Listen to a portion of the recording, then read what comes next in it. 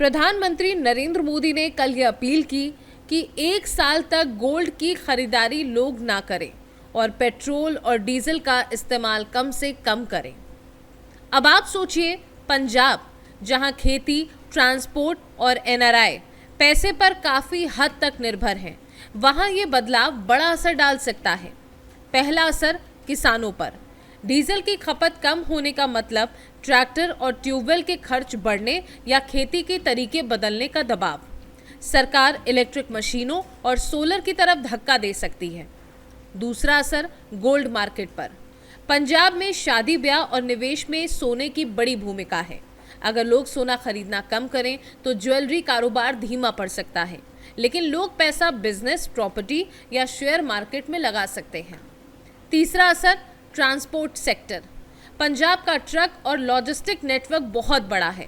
अगर diesel petrol कम इस्तेमाल होगा तो ईवी ट्रक और सीएनजी की डिमांड बढ़ सकती है। इंपोर्ट कम होगा, देश का पैसा बचेगा और पंजाब में नई टेक्नोलॉजी और नए बिजनेस के मौके भी आ सकते हैं। आपको क्या लगता है, ये फैसला पंजाब के लिए फायदेमंद होगा या नुकसानदायक? कमेंट में जरूर बताइए।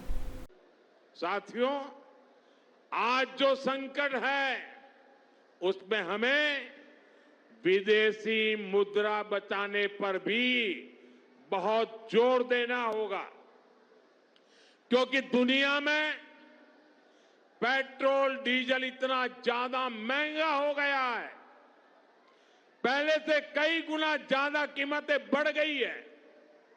तो हम सबका दायित्व है कि पेट्रोल डीजल की खरीद पर जो विदेशी मुद्रा खर्च होती है, पेट्रोल डीजल बचाकर हमें वो मुद्रा भी बचानी है।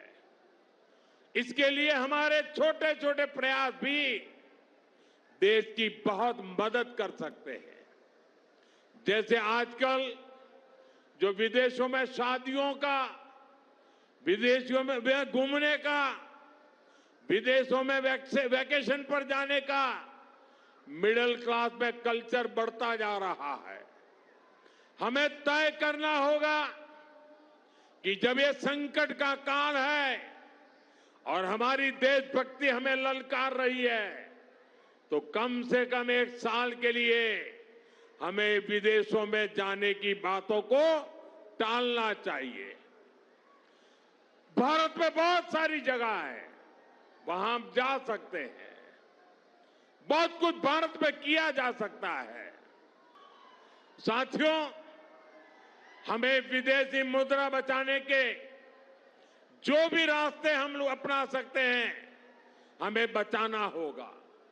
साथियों, गोल्ड यानी सोने की खरीद एक और पहलू है जिसमें विदेशी मुद्रा बहुत अधिक खर्च होती है। एक जमाना था जब संकट आता था, कोई युद्ध होता था, तो लोग देश हित में सोना दान दे देते थे। आज दान की जरूरत नहीं है, लेकिन देश हित में हमको ये तय करना पड़ेगा कि साल भर तक घर में कोई भी फंक्शन हो, कोई भी कार्यक्रम हो, हम सोने के गहने नहीं खरीदेंगे, सोना नहीं खरीदेंगे। विदेशी मुद्रा बचाने के लिए हमारी देशभक्ति हमें चुनौती दे रही है और हमें इस चुनौती को स्वीकार करते हुए विदेशी